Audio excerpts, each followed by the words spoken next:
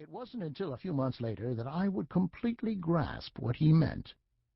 During one especially manic 2-week chunk of February 2004, I shuttled back and forth between the Yankees spring training headquarters in Tampa and the Red Sox in Fort Myers, making the 4-hour round-trip drive along I-75 every day. At each location, I'd bought official caps from the official team stores, which I'd intended to give away as gifts. It was surely no coincidence either that at $33 the Yankees hat cost $8 more than the Red Sox hat, a percentage that fairly mimicked the difference in the team's starting payrolls for the 2004 season. The caps never did make it to the gift boxes. It was a few days later that I wore the Red Sox cap into a downtown Tampa casino, where I sat at a low-stakes poker table. An hour or so in, with maybe $20 of my money shoved into the pot, as I was waiting to rake it back after revealing queens full of jacks, I was horrified to see the player 3 seats over from me lay down kings full of 6s. They call that a bad beat at any poker table on the planet. The guy who robbed me nodded sympathetically as he neatly stacked his chips, then added, "Shit, dude, you must be used to losing heartbreakers by now, right?"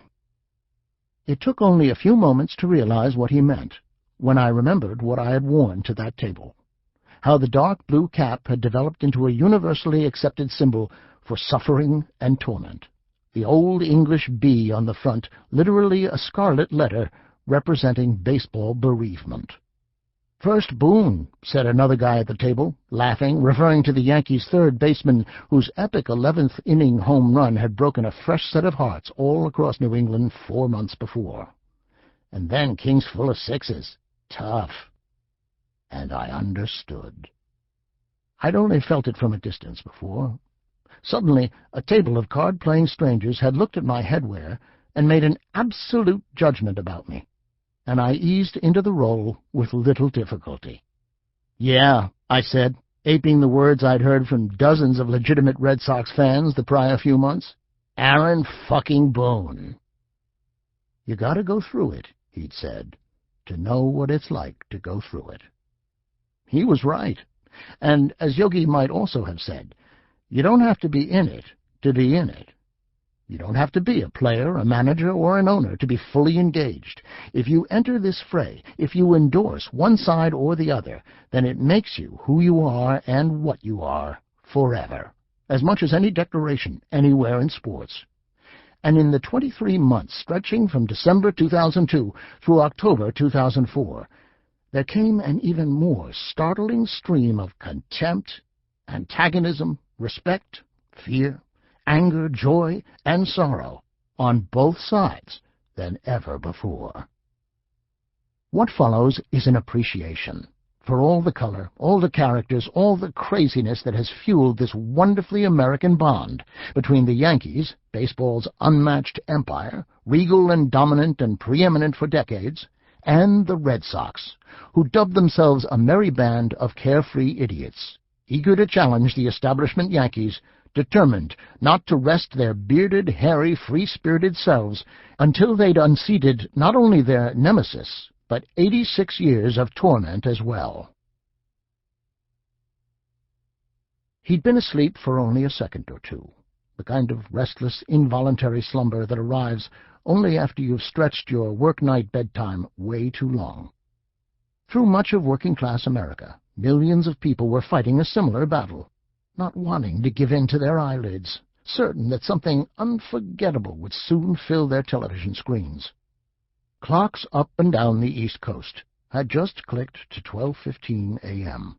on this morning of October 17th, 2003, including the digital Armatron chronometer that dominated the center field scoreboard at Yankee Stadium, right above where the most important numbers were posted.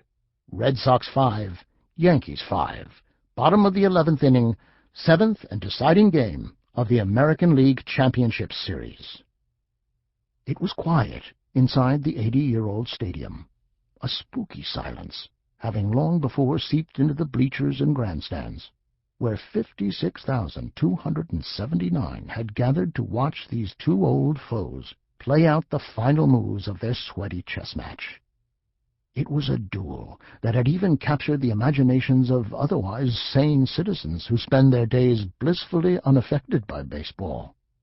This was why so many people, in so many parts of the country, were trying to blink away their exhaustion as Thursday night bled into Friday morning, as Yankees third baseman Aaron Boone stepped to the plate to face a Boston knuckleball specialist named Tim Wakefield, as all those timepieces ticked over to 12:16. The exact minute, as it happens, that Bucky Dent fell asleep. It was the shouting that jarred him back to life. "What happened?" Mary Ann Dent yelped. "Huh?" her husband yammered.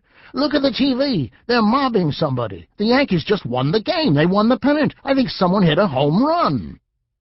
They were showing replays, and Dent, wide awake now inside his Boynton Beach, Florida home, watched Wakefield deliver a flat, fat knuckleball, watched Boone all but jump out of his spikes as he dove into the pitch, watched the camera follow the baseball as it sketched a beautiful white path against the black Bronx sky, watched it settle into the lower left field stands, watched Wakefield march solemnly off the mound, watched Boone jump onto home plate with both feet, watched as the crowd, suddenly liberated from nearly 4 hours of unbearable tension, exploded in a giddy rush of joy.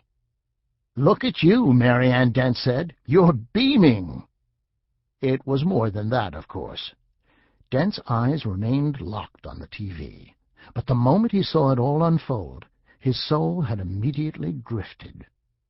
Suddenly he was rounding first base on another October day, exactly 25 years and 15 days before, the last time the Red Sox and Yankees had met under these circumstances, one game for a championship. Only then the game was played in the middle of a glorious afternoon, in another grand old ball field called Fenway Park.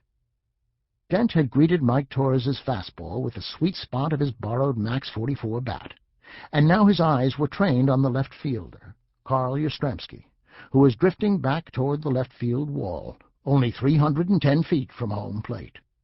Nobody ever played that 37-foot-high wall at Fenway like Yaz. Everyone knew that. So Dent waited for a sign as he started chugging into second.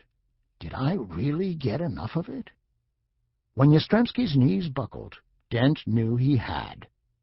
He looked up in time to see the ball settle softly against the net behind the wall. He thrust his right fist into the air, clapped his hands together, and floated the final 180 feet of his journey home. A 2-0 Red Sox lead had become a 3-2 Yankees lead, with one swing of Dent's bat, with 2 outs in the bottom of the 7th inning. The Yankees would win 5-4. It was October 2nd, 1978, and Bucky Dent was 26 years old, and if you had told him that he would ever feel the same rush that bubbled his bloodstream that day, when he staggered Old Man Yaz's legs and broke New England's spirit and fueled the New York Yankees onto their 22nd World Championship, he would never have believed you. Except that's exactly how he felt all these years later, inside his bedroom, watching mayhem tumble out of his television. "You called it earlier, didn't you?" Mary Ann asked. Dent laughed. It was true. Having done as much as any one man could to stir the Red Sox-Yankees embers, Dent understood better than anyone that something different was bound to happen in this game eventually. He had become something of a student of the Red Sox tortured history, one whose unholy trinity of infamy involved 3 separate incidents: the selling of Babe Ruth, the Bucky Dent home run, and the fabled ground ball that leaked through Bill Buckner's legs in Game 6 of the 1986 World Series, with one notable thing in common. "As the game is building up," Dent would say a few months later, "I'm going, okay, who's going to do something? Who's got a B in their name? Bernie Williams or Aaron Boone to keep the B's going?" And then, after I dozed off for a second, then woke up, I said, "God dang, somebody hit a home run." They showed Boone had hit it, and I was like, oh, right. Yeah, I was thinking to myself, who's got a B in their name that's going to keep Babe, Bucky, Buckner alive? It was Boone. No further explanation is needed for why this man, who entered the world as Russell Earl Dent on November 25, 1951, had at least once on every New England day that passed from October 2, 1978,